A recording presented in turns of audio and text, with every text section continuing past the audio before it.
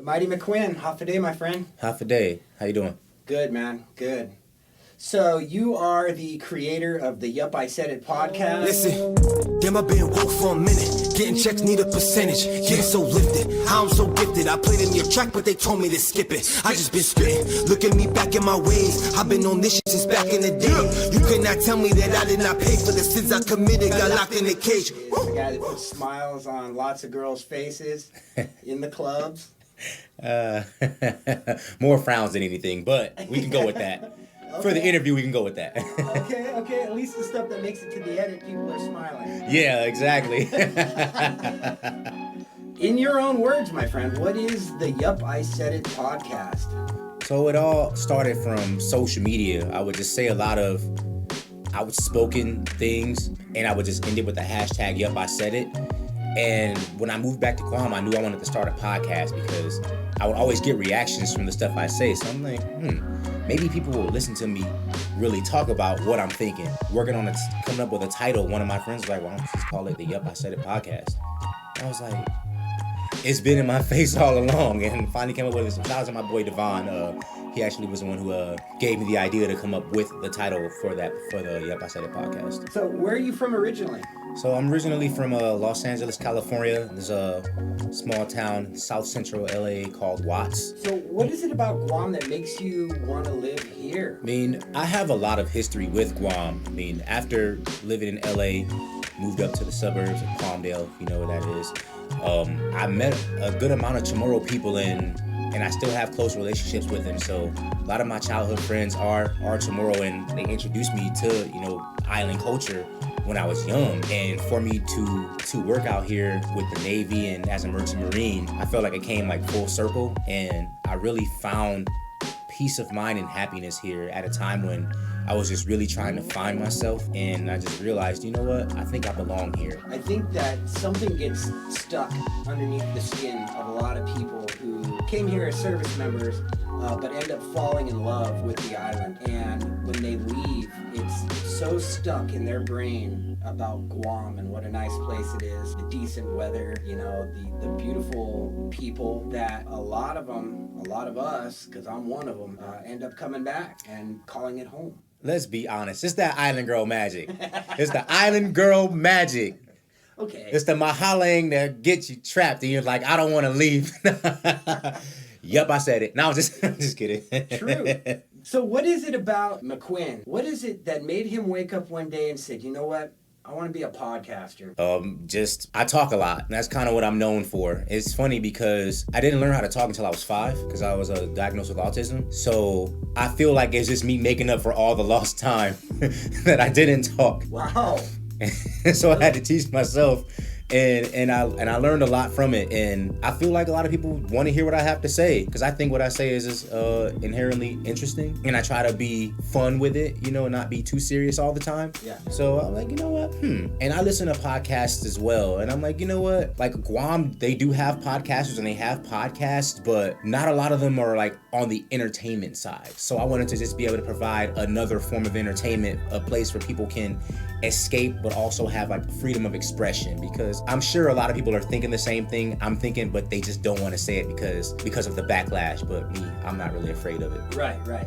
Well, that's one advantage you have, is that you're a bit of an outsider. You are kind of out here all on your own. You're here to have a good time, and you're here to provide a good time for other people as well. From what I've seen of your podcast is, again, it's all about making people laugh, making people smile, and you definitely have the personality for it. You exude a very good energy. So kudos to you, my friend. Thank you. How did you get involved with New Waves? So my relationship with New Waves, I've been knowing these guys for a very long time. When I was a musician, this was the very first place I came to record professionally. So when I moved back out here, maybe like a few days after I came right to the studio, came right here, and after I shot like my first or second episode out of my apartment, Spell, actually, shout out to Spell Rel. He was like, why don't you just come shoot your podcast at the studio? I messaged Raj and I was like, hey, can we meet up? Just talk about a few things. And I talked to him about shooting the podcast here, and he was all for it. And I was kind of shocked, and I was like, wow, and this is really cool, because I started with these guys at the beginning, and now to come here to be able to to do something completely different and something unique, and for them to be 100% behind me, it just means the world. For them to support my vision and be behind my vision and to guide me in the right direction, it means the world. So what kind of support do they provide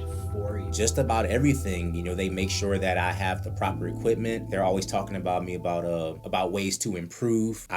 I've actually had some guests through their connections. They also hold me accountable as well. And sometimes you need that. Sometimes you need somebody to hold you accountable, because that shows that they care, because they only want me to succeed. You're definitely lucky to have such good company and to have such a great company behind you.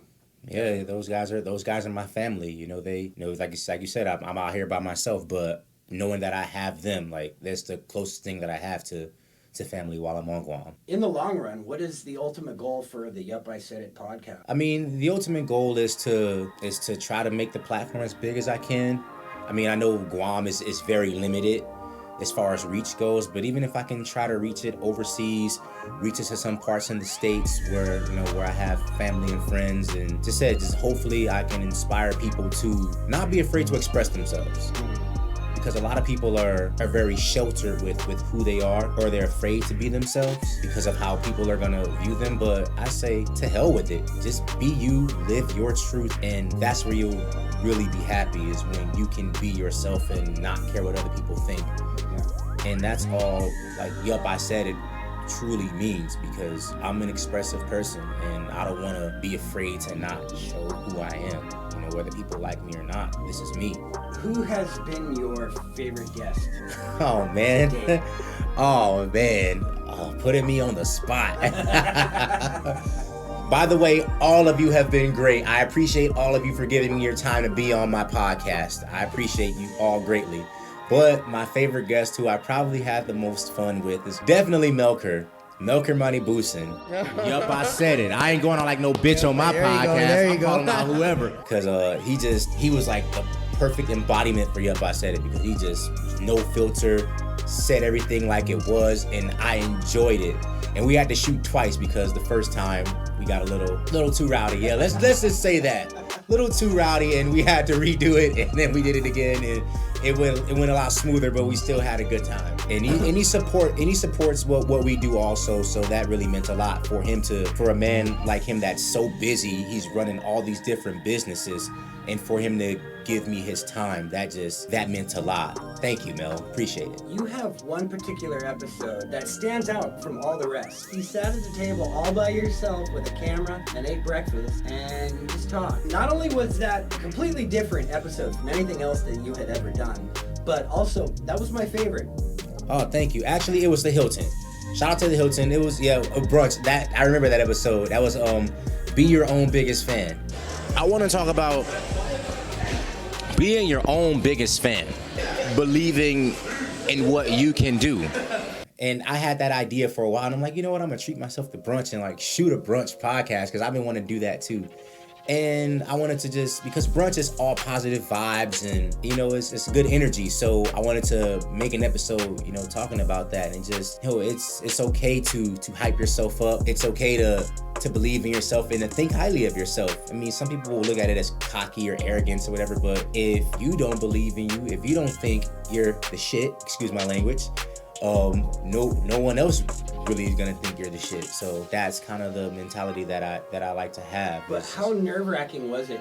Not only, being by yourself and setting up a camera, people gotta be looking at you weird. Oh, of course. It's funny because it was some people sitting right next to me, a bunch of sailors, and like I knew a couple of them kind of, and they were just there doing their own little thing too. I wish I would have got them in it, but they were already like kind of in their own little zone drinking and stuff. And also I didn't want to take away from the message that I was trying to spread with it. So, but I'm used to being by myself. I'm by myself a lot. So setting up a camera and shooting a podcast at brunch, like, yep, I'm out here shooting a podcast. People are looking at me. Like, yeah. I thought, you know what, this is my favorite episode right here. Thank because you. This is the one that took the most balls. That's exactly what it is, man. It's called balls. You gotta just do it, Yeah. And I get nervous at times, but I'm like, you know what? Once I just do it, and once I'm in that element, everything goes away. All the nervousness, the anxiety, it all just goes away. Like once I do it. Do you have anything cooking that we're going to look forward to in the near future?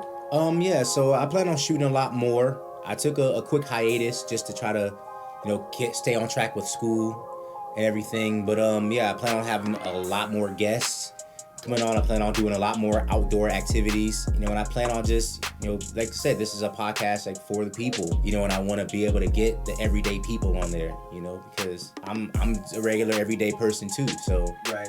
want to get inside the minds of other everyday people. Fantastic, Mac. Well, I tell you what, my friend, I am looking forward to future episodes of your podcast, the YupIsaidit podcast. You can catch them on Instagram and YouTube under YupIsaidit. Yup, the most electrifying and entertaining podcast on Guam. Yup, I said it. Excellent. Thanks for being on our show. Oh, thank you. Thank you for your time.